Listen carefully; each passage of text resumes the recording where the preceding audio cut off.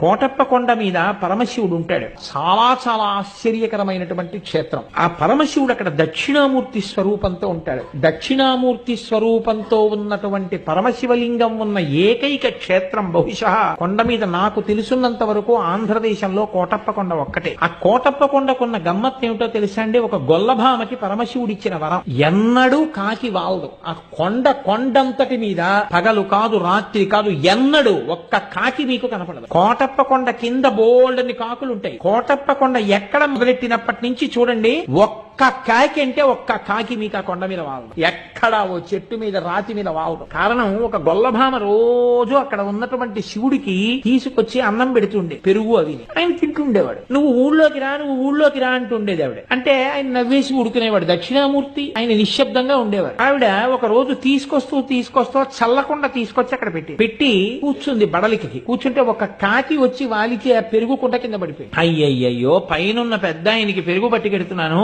ఈ దిక్కుమాలిన కాకి వాలి పెరుగంతా కింద పడిపోయిందని బాధపడితే పరమశివుడు వృద్ధ బ్రాహ్మణ రూపంలో కిందకొస్తున్నవాడిగా కనపడి, నీకు వరం ఇస్తున్నాను, ఇక మీద ఎన్నడూ ఈ కొండ మీద కాకులు వాలవని. అంత చిన్న కోరికతో సహా తీర్చేశాడు అక్కడ. నేను ఒకసారి శృంగేరి వెళ్ళినప్పుడు, శృంగేరిలో భారతీ తీర్థస్వామి వారి తల్లి గారు, ఆ తల్లి దగ్గరికి నేను వెళ్లి ఒక మాట అడిగానమ్మా, జగద్గురువు కదా, ఏ పుణ్యం వల్ల అటువంటి మహాపురుషు కోటప్ప కొండ మీద పరమశివుడు ఉంటాడు. చాలా చాలా ఆశ్చర్యకరమైనటువంటి క్షేత్రం.